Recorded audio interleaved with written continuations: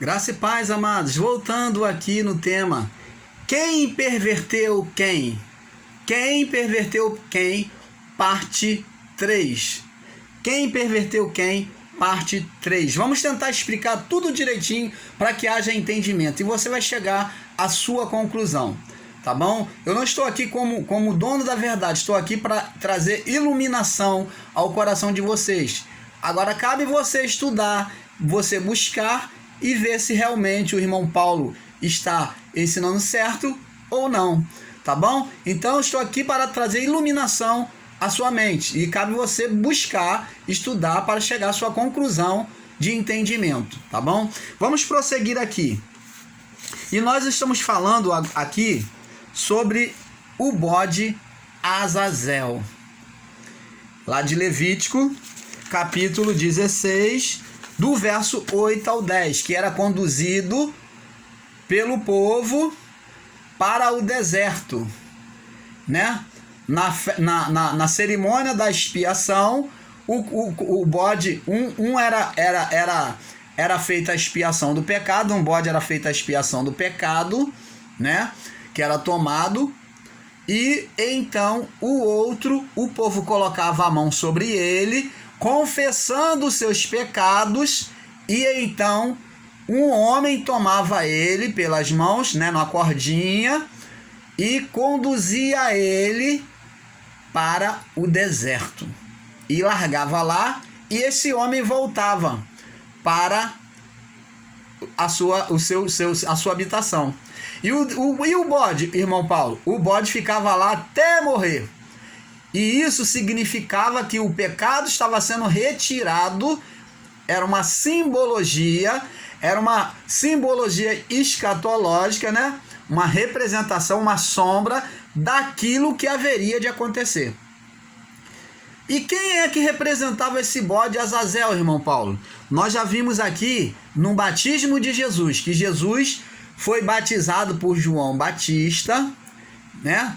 Antes de chegar João Batista já falou assim, ó, quando eles vinham chegando, João Batista já anunciou dizendo assim, ó, eis o Cordeiro de Deus que tira o pecado do mundo. Então, quando João Batista falou, eis o Cordeiro de Deus que tira o pecado do mundo, ele estava dizendo que Jesus era o sacrifício de expiação, de purificação de pecado. Ele apresentou Jesus como sacrifício de purificação do pecado. E agora, preste atenção. E então também ele estava dizendo que Jesus iria apartar o pecado do mundo.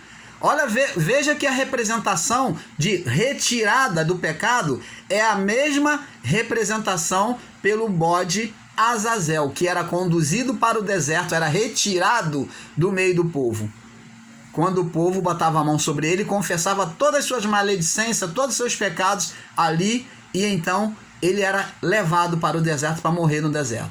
Aí vamos ver aqui. Aí vemos que Jesus, após ser batizado, Deus e os anjos se alegram, e Deus lá de cima diz, este é o meu filho amado em quem eu tenho prazer. Por quê? Jesus assumiu o compromisso de reparação da humanidade, dos pecados daquele povo. Então Deus se alegrou com ele, por isso que Deus disse isso, porque ele ali tomou a causa, ele testemunhou diante de Deus e dos anjos, dizendo, eu sou o sacrifício, eu serei o cordeiro. Então, após isso, então, Jesus ter admitido diante de Deus com esse gesto de batismo, de se deixar ser batizado, então o Espírito Santo pegou ele e conduziu ele. Você lembra do homem que levava o bode para o deserto? Só que Jesus foi levado pelo próprio Espírito de Deus. Ele foi conduzido não por mão de um homem, mas pelo Espírito de Deus ao deserto. Para morrer. Para o quê? Para apartar os pecados. Ali Jesus estava assumindo uma retratação diante dos homens de compromisso, e ele já estava prefigurando aquilo que ele iria fazer. Se Jesus ali não tivesse feito isso, ele não estaria confessando que ele estaria se admitindo como cordeiro. É como se Jesus estivesse levantando a mão e dizendo, ó, eu estou aqui, eu quero, eu vou. É como se Jesus estivesse dizendo, eu vou, estou aqui. Para os anjos e para Deus. Por isso ele ficou no deserto. Para ser tentado pelo diabo. Diabo com a letra minúscula. Um nome com a letra minúscula não é nome. Uma palavra com a letra minúscula é um adjetivo. E o diabo aqui é com letra minúscula.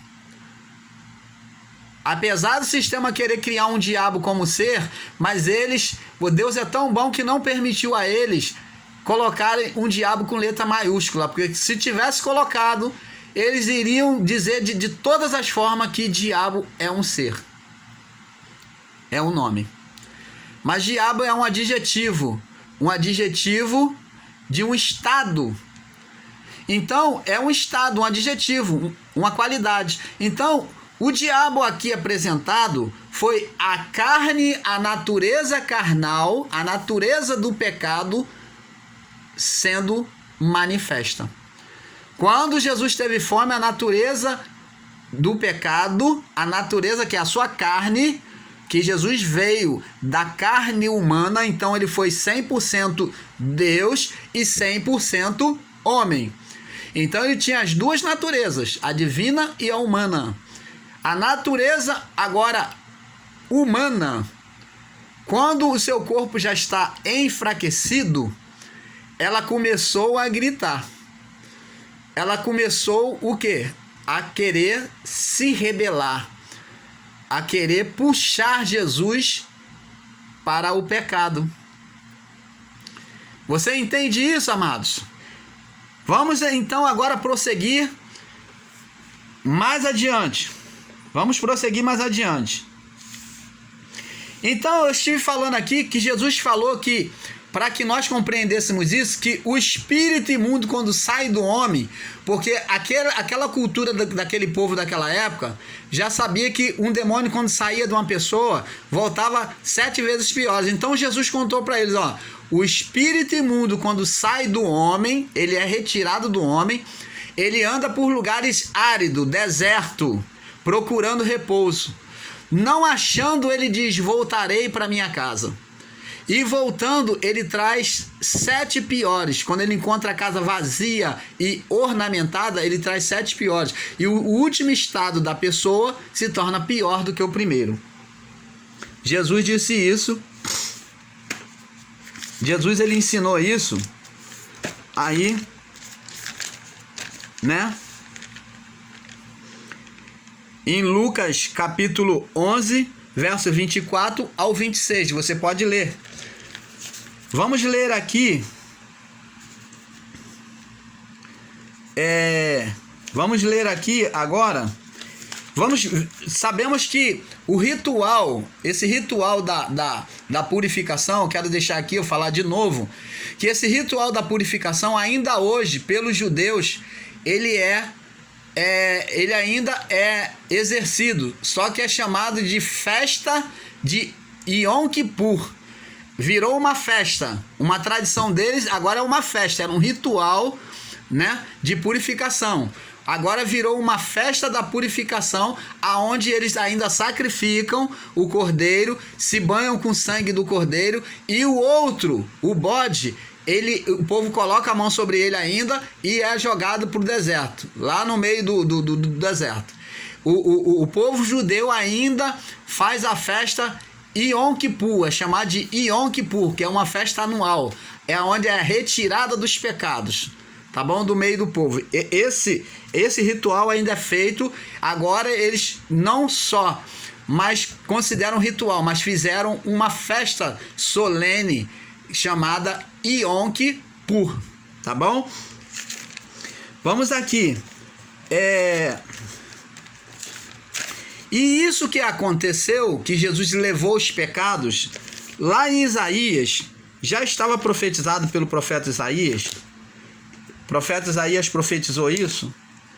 Isaías 53, vamos ver. Todos nós já sabemos, mas vamos ler. Isaías 53, do 4 ao 12. Vamos lá. Verdadeiramente, ele tomou sobre si as nossas enfermidades e as nossas dores e levou sobre si. E nós o reputávamos por aflito, ferido de Deus e oprimido. Agora presta atenção no verso 5. Mas ele foi ferido por nossa causa, ele foi ferido por causa das nossas transgressões e moído por causa das nossas iniquidades. O castigo que nos traz a paz estava sobre ele, e pelas suas pisaduras fomos sarados. Todos nós andávamos desgarrados como ovelhas, cada um se desvia pelo seu caminho, mas o Senhor fez cair sobre ele a iniquidade de nós todos. Ele foi oprimido e afligido, mas não abriu a boca. Como um cordeiro foi levado para o matadouro, e como uma ovelha muda perante os tosquiadores, assim ele não abriu a boca. Da opressão e do juízo foi tirado. Quem contará o tempo da sua vida? Porquanto foi cortado da terra dos viventes. Pela transgressão do meu povo, ele foi atingido.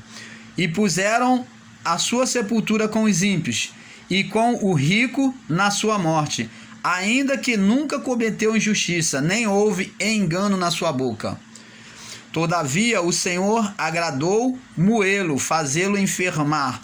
Quando a sua alma se puser por expiação do pecado, verá a sua posteridade, prolongará os seus dias, e o bom prazer do Senhor prosperará na sua mão. Ele verá o fruto do trabalho da sua alma, ficará satisfeito, e com seu conhecimento o meu servo, o justo, justificará a muitos, porque as iniquidades deles levará sobre si. Você está vendo que Jesus foi o cordeiro mudo que foi para o deserto como aquele bode? Ele realiza as mesmas coisas.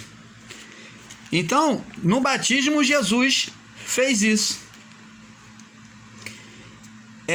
Vamos ver aqui.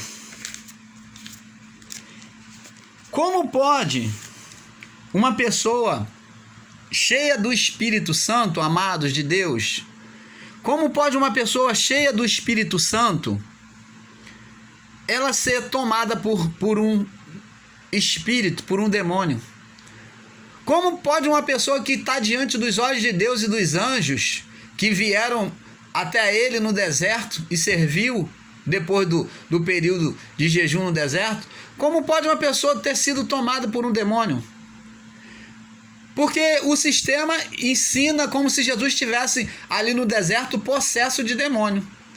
Um Jesus sobre possessão de demônio, porque se ele foi batizado, o Espírito Santo veio sobre ele, ele ficou cheio da glória de Deus, e agora o próprio Espírito é quem leva ele para o deserto, o Espírito Santo, e depois eles dizem que o tentador tem capacidade, um espírito, um demônio, tem capacidade de transportar Jesus de um lado para o outro, tem capacidade de querer manipular Jesus.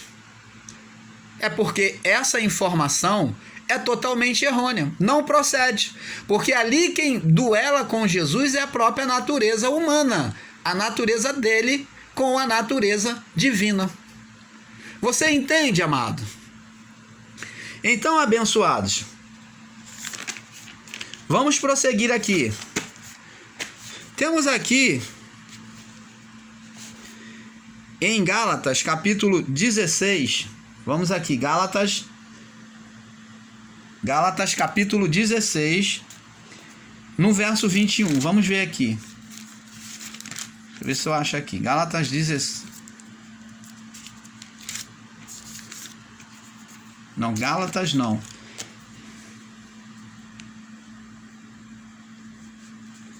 Vamos ver aqui no livro de... Vamos ver aqui no livro de Lucas 24, Lucas 11, 24. Vamos ver aqui. Lucas capítulo 11, verso 24. Lucas 11, verso 24.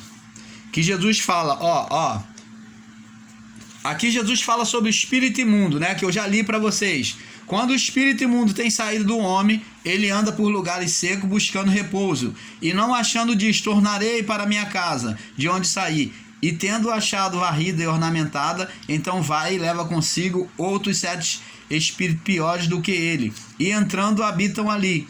E o último estado deste homem é pior do que o primeiro. Vamos ver aqui também, no livro de Levítico,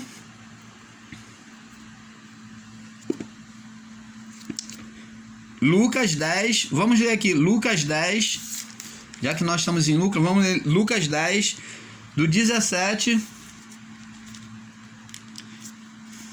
aqui nós vemos Jesus concedendo poder, aí vemos aqui as manifestações do reino de Deus, né? Do 17 ao 20, você pode ler. Jesus concede poder aos discípulos para expulsar espíritos imundos. E nós vamos estar falando, amados, sobre esse espírito imundo, né? Esses espíritos imundos no homem. Nós vamos estar falando sobre esses espíritos imundos no homem. Essa natureza de manifestação desses espíritos, eu quero te deixar bem entendido aqui. Porque esses espíritos são atuações malignas, sim, que o homem exercita, ele exercita na sua natureza divina, aonde ele torna uma fé contrária, ele exercita a sua fé de forma contrária a Deus. E quem foi que ensinou essas coisas? Você vê a feitiçaria sendo exercida. Quem ensinou a arte da feitiçaria? Foi justamente os anjos que deixaram a sua habitação. Eles ensinaram os homens a arte do ferro, de trabalhar com ferro. Eles ensinaram a arte da adivinhação, a feitiçaria, a astrologia. Então, os anjos, quando estiveram aqui, eles trouxeram a ciência de Deus, o saber dos céus, da criação de Deus, e então eles começaram a ensinar. E com isso, como eles estavam pervertidos, né, na depravação do pecado ali, eles se perverteram.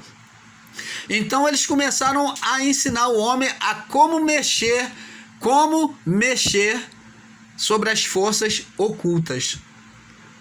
Aonde o próprio rei Salomão, que foi uma pessoa de Deus, escolhida por Deus, a quem Deus exaltou sobremodo dando sabedoria e riquezas, depois então vem se perverter com o ocultismo, com a bruxaria. Porque ele busca a sabedoria até que ele chega num ponto em que ele começa a buscar o ocultismo. E os anjos foram que ensinaram a arte da feitiçaria, da bruxaria. Eles vão ensinar agora a ciência das ervas para o homem. E nós vamos estar falando isso no próximo vídeo. Nós vamos estar fazendo um vídeo falando sobre do bem e do mal. Nós vamos nos aprofundar nisso para esclarecer você de uma vez por todas sobre o mal exercido no meio humano. Aí eu pergunto, você vai fazer a pergunta, irmão Paulo, essas atuações espirituais existem? Existem. Só que é tudo fruto da carne humana. Mas os poderes manifestos são verdades. Se manifestam sim. Porque a carne, quando se faz oposição a Deus, ela libera, a fé liberada, ela libera poderes sobrenatural que vem agora fazer coisas contrárias a Deus. Nós vamos estar estudando sobre isso. Eu já tenho um estudo preparado aqui e vou estar agora falando no próximo vídeo sobre o bem e o mal no homem. O tema vai ser o bem e o mal no homem. Então nós vamos ficar por aqui, tá bom? E eu vou te dando aos poucos mais uma palhinha, mais uma pitadinha de entendimento acerca desse assunto. Fica na paz, eu espero que vocês tenham gostado. E a continuação desse vídeo é o bem e o mal no homem, tá bom? Nós vamos prosseguir. Paz.